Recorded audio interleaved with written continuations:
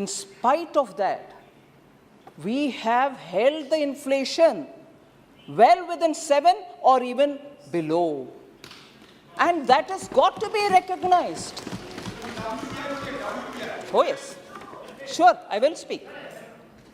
So, just gently, some bullets will have to be remembered. हमें याद करना आवश्यक है, क्योंकि बार बार 8 साल पहले का यूपीए का क्यों बात कर रहे हैं?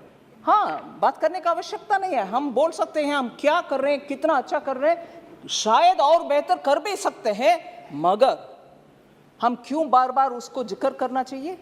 क्योंकि उसका इंटेंसिटी क्या है?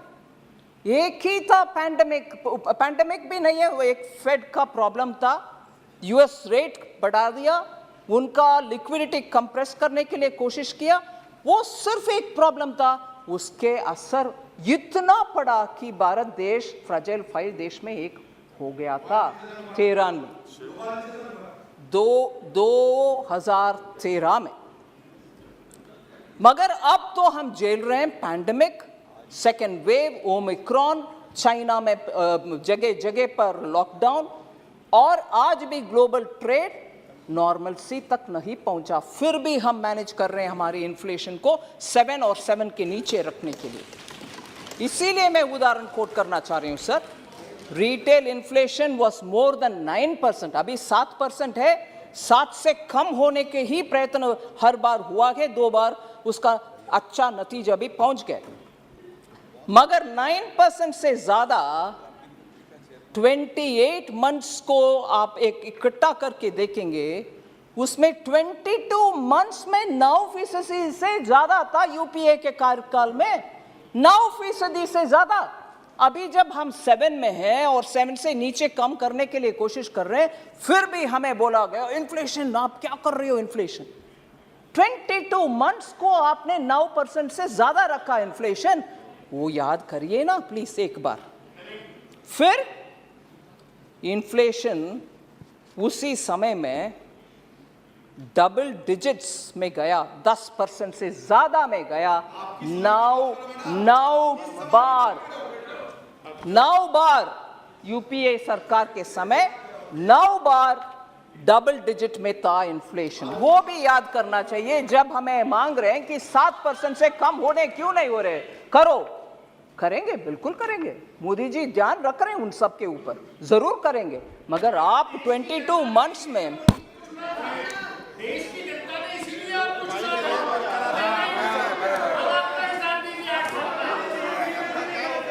दानिश जी, आप उठकर सही प्रश्न पूछे. ओ ठीक है सर. उनका नाम अगर दोबारा उठेंगे तो नाम ठीक है सर.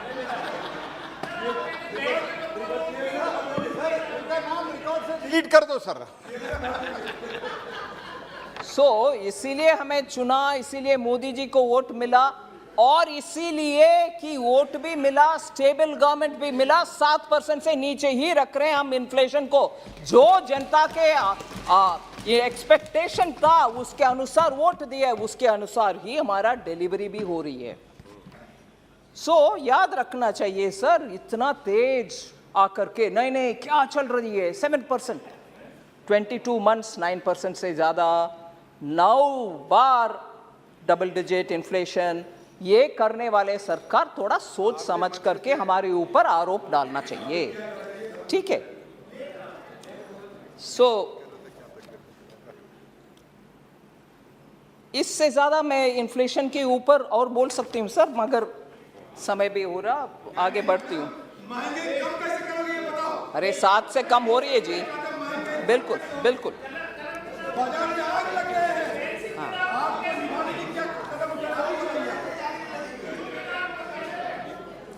समस्या है. माननीय स्पीकर सर, मैं दोबारा, क्योंकि हमारे लीडर ऑफ ऑपोजिशन आदिर जी एक, हाँ ठीक है, पार्टी कांग्रेस पार्टी के लीडर, ठीक है,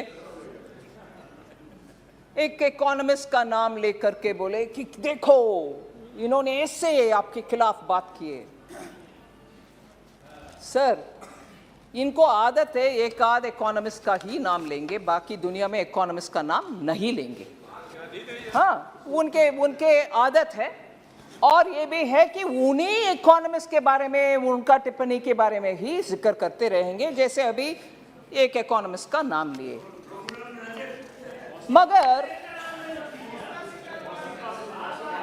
कौशिक बासु जी के नाम लिए, और हाँ, रघुराम राजन भी है, क्योंकि वो उन्होंने बोल दिया। मैंने सोचा एक बार रघुराम राजन जी का बयान एक बार ध्यान दिलाएंगे। हाँ, हाँ, वो भी सही बात है। खुद अधीर रंजन जी इकोनॉमिस्ट है, बहुत बड़ा इकोनॉमिस्ट है। हम जब महंगाई घटाना चाहते और कुछ नहीं चाहते, अगर आप कहेंगे आप ठीक है, आप इकोनॉमिस्ट सर। शनिवार के दिन रघुराम राजन जी ये बात बोले कि आरबीआई ने अच्छा काम किया। RBI has done a good job in increasing the foreign exchange reserve in India, insulating India from problems being faced by neighboring countries such as Pakistan and Sri Lanka. So Pakistan, Sri Lanka का जो problems है, वो problems हमें नहीं होने देना चाहिए। ऐसे करके RBI ने अच्छा काम किया है, ये उनका टिप्पणी।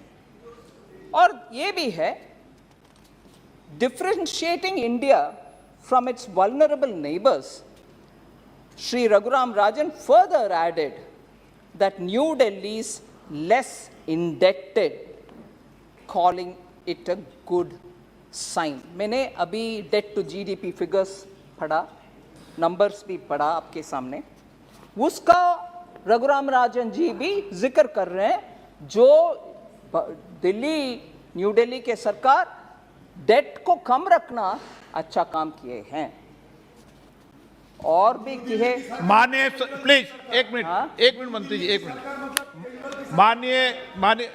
माननीय सदस्य, एक मिनट।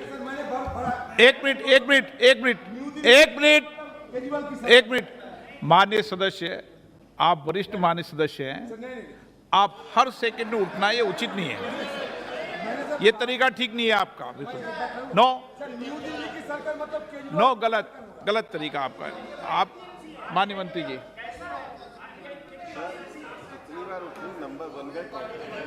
सर रघुराम राजन ने ये भी कहा है, we have sufficient foreign exchange reserves, RBI has done a good job in increasing the reserves, we are not having problems like Sri Lanka and Pakistan, our foreign debts are also less. इतना स्पष्ट बोले। No please, तरीका ठीक नहीं है बिल्कुल। आप मंत्री जी उनकी बात पर मत कहिए, मैं ठीक है सर, देख रहा हूं सब चीज। ठीक है सर। और इन्फ्लेशन के ऊपर बहुत चिंता कर रहे हैं आदिर रंजन जी। रघुराम राजन दोबारा इस विषय में क्या बोले? At present there is inflation all over the world, RBI is increasing interest rates which will help in reducing inflation. Most inflation is in food and fuel. As we can see, food inflation is coming down in the world and will decrease in India also. Sir, ये RBI के तरफ के assessment Raghuram Rajan ji ने बोला, और उससे ये भी समझ में आ रही है कि इंडियन इकोनॉमी कहाँ है और इन्फ्लेशन भी भारत देश में कम ही हो रही है। मगर but of course he did not say about measures we have taken from the government, from the Ministry of Finance, to reduce the cost of imports on say like edible oil, masoor dal and so on. मैं उसको जिक्र करना चाह रही हूँ sir.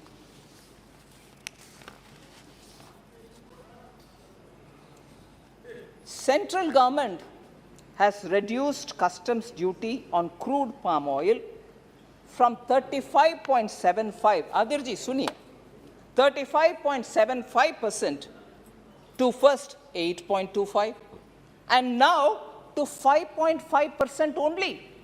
So drastically bringing down the duty and making it possible to bring edible oil, in this case palm oil, so that common people and their edible prices, oil prices can come down. On sunflower and soya bean oil, both of which largely come from Ukraine and Russia, we have also sourced it from other countries. The customs duty has been reduced drastically from 38.5% to 5.5%. We've taken out the customs duty so that कम दर पर edible oil Bharat देश में पहुंचे, जनता को सस्ते में edible oil मिले. Second, sir, TRQs मतलब rates और tariff rate and quota restrictions आमतौर पर होता है. Nearly for 20 lakh metric ton of sunflower and soya bean oil, TRQ has been made nil. आप जितने चाहे इंपोर्ट करो, ड्यूटी बिल्कुल जीरो में इंपोर्ट करो, जिससे सस्ते में सोयाबीन ऑयल भी आएगा, सनफ्लावर ऑयल भी आएगा. सो स्टेप्स क्या आपने उठाया प्राइसेस कम करने के लिए? एक एक करके मैं बोल रही. Next, the prices of edible oil have corrected sharply in June compared to May, with maximum decline of 18.1% coming in palm oil prices. The other categories are sunflower oil, soya bean, groundnut, mustard, and vanaspati have also seen correction in the range of 1.7%, 1% to 7% in the last 1 month. Sir,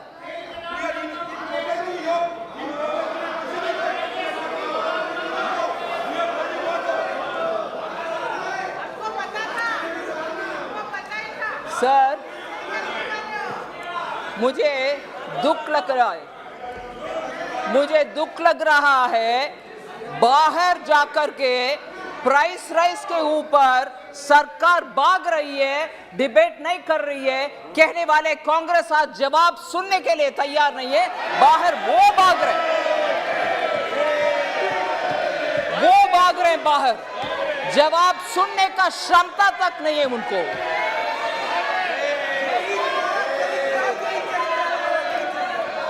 यही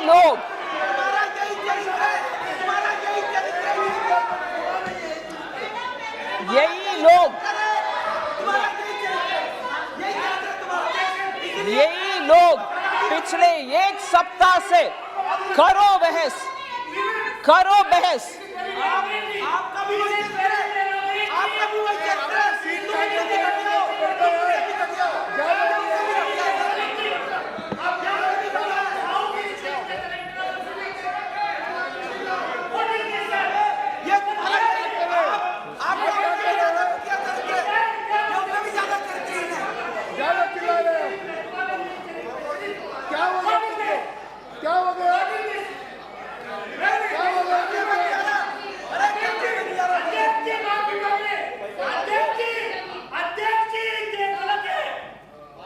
आपको जाने चलिए.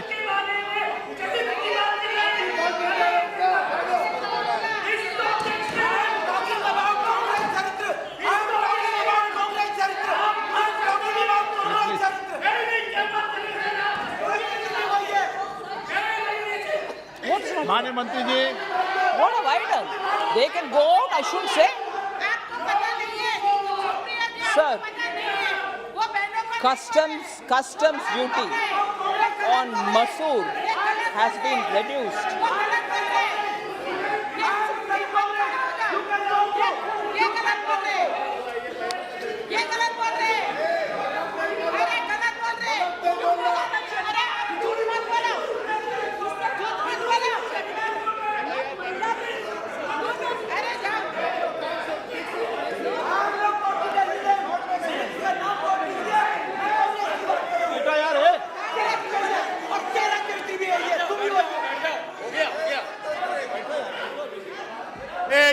माने sir please बैठिए.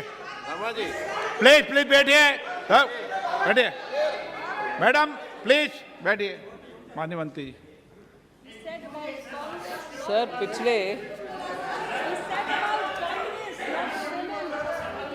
पिछले पूरे सप्ताह sir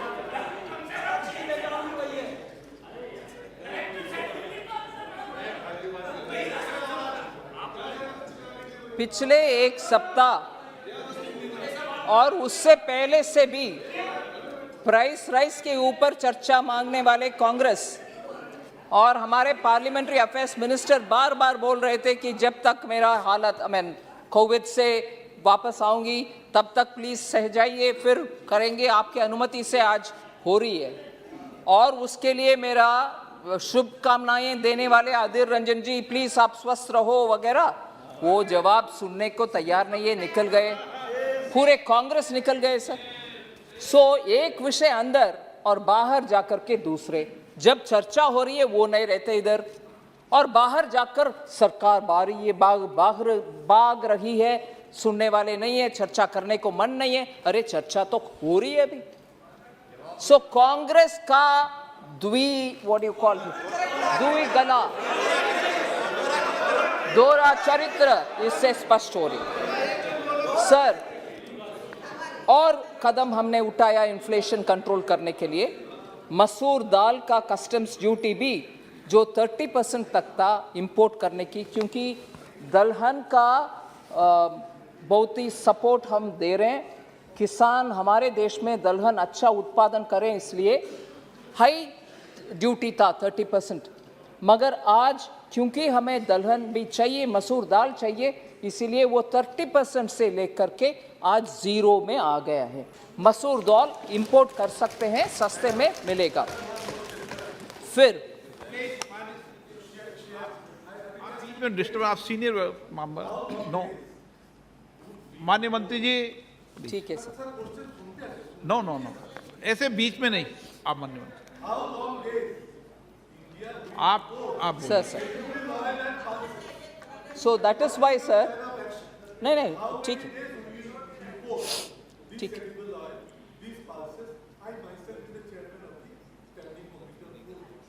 No, I fully recognize, I understand your question.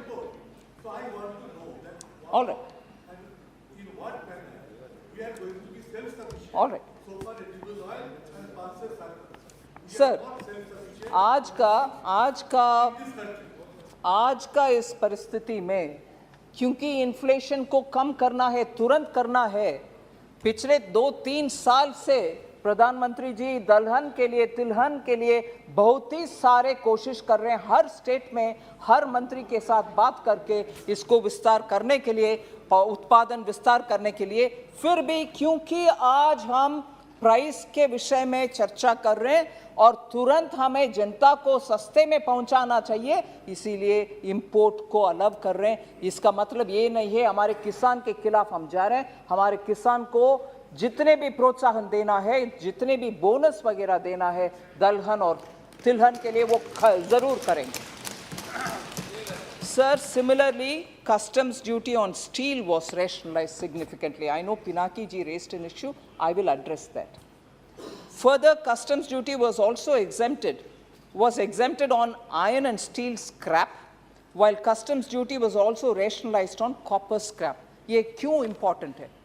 MSME का रॉ मटेरियल में उनको प्राइसेस हाई जाने में, उनको उनके बिजनेस करने में बहुत ही दिक्कत था, उनका रिप्रेजेंटेशन बहुत मिला, इसीलिए उनके रॉ मटेरियल सस्ते में मिलने के लिए कस्टम्स ड्यूटी इन सभी प्रोडक्ट्स के ऊपर हटाया गया।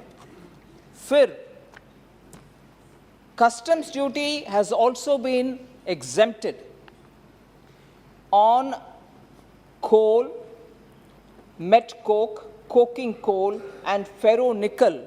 ये सब भी स्टील इंडस्ट्री को भी चाहिए, एमएसएमई इंडस्ट्रीज को भी चाहिए, उनको उनके सुविधा के लिए उन विषयों में भी कस्टम्स ड्यूटी ने कम करवाया, हमने कस्टम्स ड्यूटी को कम करवाया।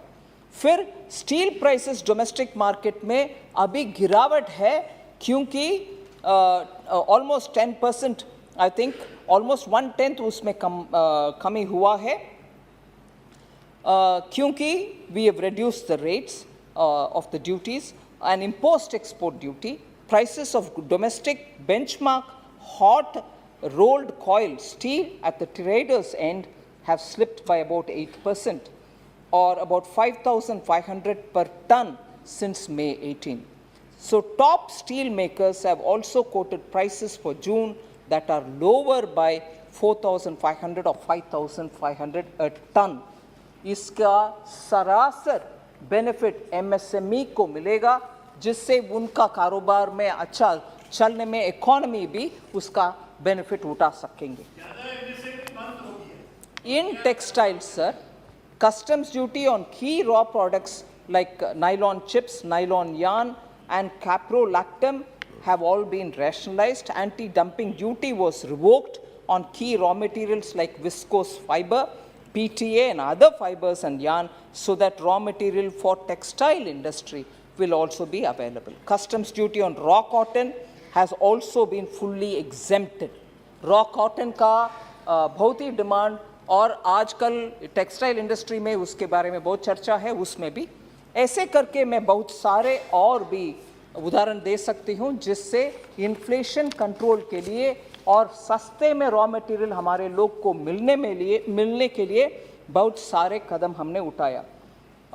38 lakh tons of metric tons of free food grains were provided for every month for 8 months to 75.8 crore beneficiaries, हम सबको मालूम है।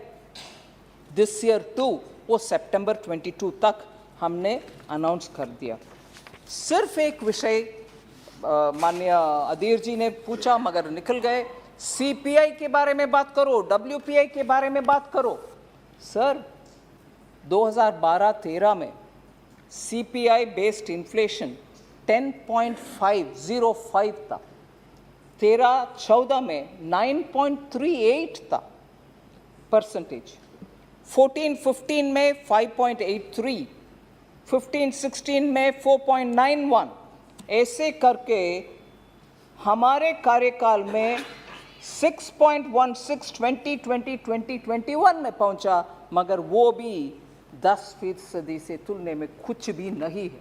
10% था 2012-13 में, ये याद रखना चाहिए सर। और एक और लिस्ट ऑफ गुड्स के बारे में मैं बोलना चाह रही हूँ।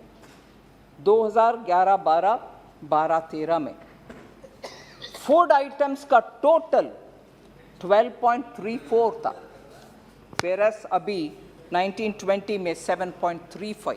ऐसे करके हर लिस्ट में अभी जो रेट है सर, चाहे वो फूड ग्रुप हो, पान सुपारी टोबैको हो, फ्यूल एंड लाइट हो, हाउसिंग हो, क्लोथिंग हो, फुटवेयर हो, सभी विषयों में सीपीआई इंडेक्स का, इंडस्ट्रियल वर्कर्स का नंबर कम है, वो डबल डिजिट में, अभी हमें सिंगल डिजिट में है।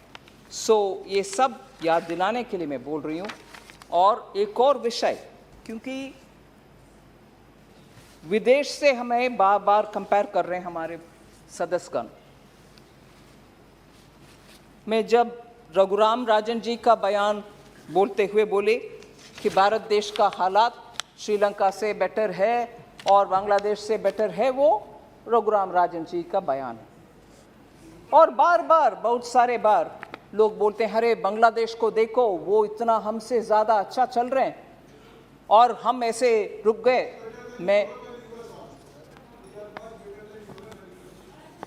मैं सिर्फ एक आध सच्चाई इस हाउस के सामने रखना चाहती हूँ सर। बांग्लादेश का आज आईएमएफ के सामने 4.5 बिलियन का लोन डिमांड कर रहे हैं, क्योंकि उनका बैलेंस ऑफ पेमेंट प्रॉब्लम है। सो बांग्लादेश को कंपेयर करने वाले ये भी याद रखें कि बांग्लादेश आईएमएफ के सामने 4.5 बिलियन मांग रहे हैं। ठीक है सर। माननीय सदस्य, आपको ज्यादा समस्या है क्या? बार बार बार बार आप भी रहिए, आप भी रहिए। सर, श्रीलंका ने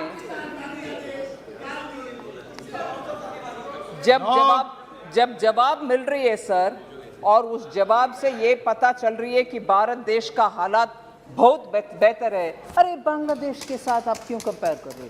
बांग्लादेश को कंपेयर करने वाले कितने नहीं है हमारे सामने, जो बोलते थे हमें कि बांग्लादेश को देखो, पीपीपी, परचेसिंग पावर पैरिटी के इनकम, जीडीपी के पर कैपिटा जीडीपी कितना है देखो बोलने वाले आज मेरे सामने दिख रहे हैं जी, उनके लिए मैं जवाब दे रही हूं। श्रीलंका 3.5 बिलियन आईएमएफ के सामने मांग रहे हैं सर। पाकिस्तान के बारे में आईएमएफ के उनके अपने ही प्रेस रिपोर्ट में से टोटली एक एक स्टेज पर एक एक अमाउंट कुल मिलाकर के 7 बिलियन मांग रही है पाकिस्तान आईएमएफ के सामने। भारत देश का हालात वो नहीं है, हमारे पास पूरे रिजर्व्स है, इसीलिए हमारा मैक्रो इकोनॉमिक फंडामेंटल्स परफेक्ट है। जो मैं दोबारा कोट करना चाहती हूं, रघुराम राजन जी भी आरबीआई को क्रेडिट करते हुए बोले सर, और ये भी है, ये सिर्फ इधर नहीं है, पार्लियामेंट में भी क्वेश्चंस में भी पूछा गया है कि माननीय सीधे बैठिए, माननीय सदस्य, आपको कह रहा हूं मैं कि आप सदन में कैसे बैठते हैं उसकी गरिमा बना के रखें। पैर पे पैर ऊपर रख के नहीं बैठा जाता कभी। मैं नाम से नहीं बोल रहा ताकि अच्छा नहीं लगे लोगों को, इसलिए इशारे में समझ जाए सब। इशारे में समझ दो। सो बांग्लादेश से कंपेयर क्यों कर रही हो, श्रीलंका से कंपेयर क्यों कर रही हो? इसी विषय के ऊपर बहुत वरिष्ठ नेतागण ऑपोजिशन में, भारत भी श्रीलंका के जैसे उसी रास्ते पर चल रहे हैं, बोला नहीं है। और अब जब मैं जवाब दे रही हूं सर, अरे आप श्रीलंका से क्यों कंपेयर कर रही हो? सभी देश अच्छा रहना चाहिए सर, मैं किसी देश को बुराई नहीं मांग रही, श्रीलंका हो बांग्लादेश हो सभी देश अच्छा रहना चाहिए, मगर हमें टोक टोक करके बोला गया कि हमारे देश भी श्रीलंका जैसे। शर्म है ऐसे बात करने वाले नेतागण को, शर्म।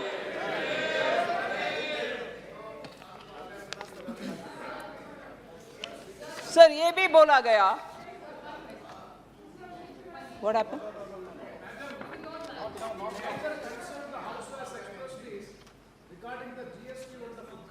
I'll answer all of that. No, आपको मैंने अलाउ नहीं किया, आपके बेट की मंत्री जी, मैंने अलाउ तो नहीं किया उनको। सर आप ऐसे तो सभी प्रश्न, मुझे दुख हो रही है सर, मुझे दुख हो रही है कि 5 घंटे चल सकते हैं विवाद और डिस्कशंस, मगर जवाब थोड़ा लंबा चौड़ा हो गए 1 घंटा, वो भी वरिष्ठ। कम ऑन प्रेमचंद्र जी, मैं जवाब दे रही हूं हर एक पॉइंट के लिए सर, लंबा हो रही है, मैं क्या करूं? इतने सारे विषय उठाया, उसका जवाब देना है कि नहीं देना है? ये भी बोला गया कि आप आज का हालात में और डिमोनेटाइजेशन से कंपेयर करते हुए अभी भी लिक्विडिटी ज्यादा है इकोनॉमी में, आपने ये ऐसे कर दिया वैसे कर दिया। मैं बोलना चाह रही हूं सर, लॉकडाउन के समय और उसके बाद आत्मनिर्भर भारत के अनाउंसमेंट के समय मुझे बहुत सारे लोग सुझाव दिए कि प्रिंट करो करेंसी, प्रिंट करके सबको बांटो, जनता को न्याय करो, उनके हाथ में पैसा रखो। ये सब आया सर, हाँ? मुझे वो सब बोल करके सर, ये सब बोल करके अभी लिक्विडिटी देखा कि कितना हो गए, डिमोनेटाइजेशन से अभी तक लिक्विडिटी इतना हो गए, आपने प्रिंट करा इसीलिए। सॉरी, डेटा लीजिए, फैक्ट्स के अनुसार हाथ में रख के बात करिए। सर ये क्या है सर? सर 2018-19 में इंडिया में 22% था sir as a percent of GDP. ये मैं सेंट्रल बैंक का बैलेंस शीट के बारे में बात कर रही हूं, जिससे समझ में आता है कितना प्रिंटेड है वगैरह। 22%, 1920 में 27%, 2020-21 में 29%, और 21-22 में 26%। ये सेंट्रल बैंक हमारा रिजर्व बैंक का बैलेंस शीट के बारे में बात कर। यूएस का, यूएस से कंपेयर करिए। बांग्लादेश, श्रीलंका क्या चीज है, यूएस से कंपेयर करिए। बोलने वाले को प्लीज ये गौर से सुने। आप तो मुझे सुना दें, उनको हाँ मत सर। सुनाओ। यूएस 2018-19 में उनके सेंट्रल बैंक में, उनके बैलेंस शीट में as a percentage of GDP उनके सेंट्रल बैंक का 2018-19 में 20%, 19-20 में 19%, 2021 में 35% और 21-22 में 38%, जबकि हमारा 26%। और यूरोजोन 2018-19 में 39%, 19-20 में 39%, 2021 में 42% और 21-22 में 67% सर। सो प्रिंट करेंसी करने वाले का नंबर ये देखिए, यही बैलेंस शीट है उनका सेंट्रल बैंक का, हमारा नहीं है। हम टारगेटेड अच्छे प्लान करके जिनके हाथ में जाना है मदद उनके हाथ तक पहुंचाया, इसीलिए बहुत ही जिम्मेदार तरीके से चल रही है इकोनॉमी। सर अभी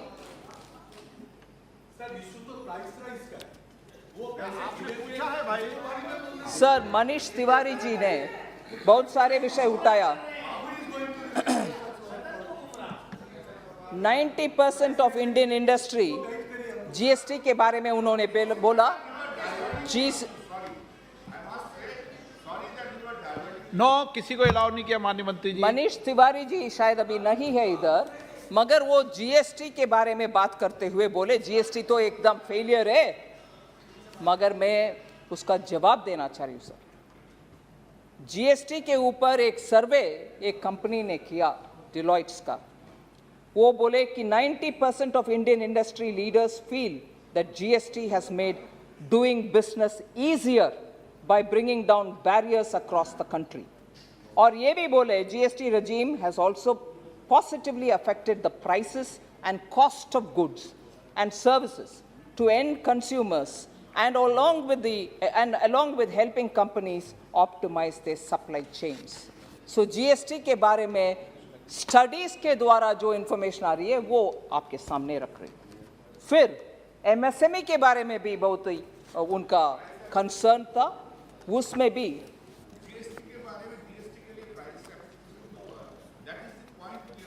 माननीय मंत्री जी जीएसटी MSME के ऊपर मैंने बोल दिया कि क्या क्या तरीके से उनको रॉ मटेरियल सस्ते करने के लिए कोशिश कर रहे हैं। और ये भी मैं बोलना चाह रही हूँ, पैंडेमिक के समय emergency credit liquidity guarantee scheme उनको दिया, दैट हैज सेव्ड, एंड ये SBI का रिसर्च से आए हुए फैक्ट्स है। 13.5 lakh MSMEs worth 1.8 lakh crores have been saved from slipping to be NPAs. 13.5 lakh MSMEs को 1.8 lakh crore रुपया पहुंच करके उनको सर्वाइव करने का चांस दिया गया है। This is equivalent to 14% of the outstanding MSME credit being saved from becoming NPA. Sir, so RBI data भी एक है सर जो उनको उपयोगी होगा उनको जवाब देने के लिए। टोटल ये बात बार बार उठाया गया कि आपने पेट्रोल डीजल में बहुत कमा रहे हैं, सेस के द्वारा कमा रहे हैं, इतने कमा दिया, वो चला गया कहाँ मालूम नहीं हो रही है, स्टेट्स को कम हो रही है। मैं RBI का डेटा कोट करते हुए आप सबके सामने विषय रखना चाहती हूँ। RBI data says total developmental expenditure incurred by Modi government between 2014 to 2022 is 90.9 lakh crore, far higher than is being alleged by some sections of the opposition. In contrast, 49.2 lakh crore was spent between 2004 and 14.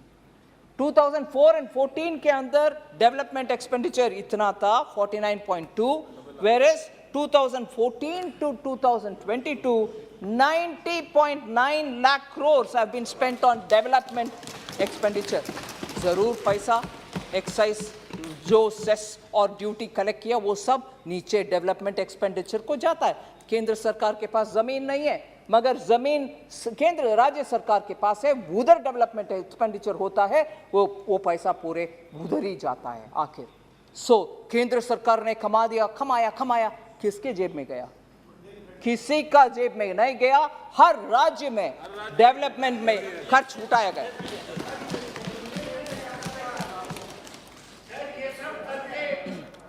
Sir ये food and fuel के ऊपर ये ठीक है, development road बना दिया, मगर गरीब को ध्यान रखा नहीं है. बिल्कुल रखा गया है, उसका भी मैं बोल रही हूं. Expenditure incurred by our government includes 24.85 lakh crore spent on food and fertilizer and fuel and 26.3 lakh crores on capital creation.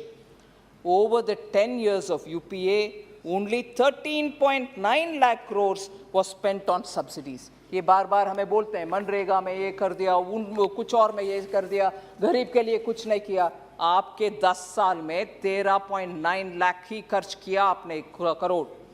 हमने 24.85 lakh crore on food fuel and fertiliser किया और 26.3 लाख ऑन कैपिटल क्रिएशन किया है. सर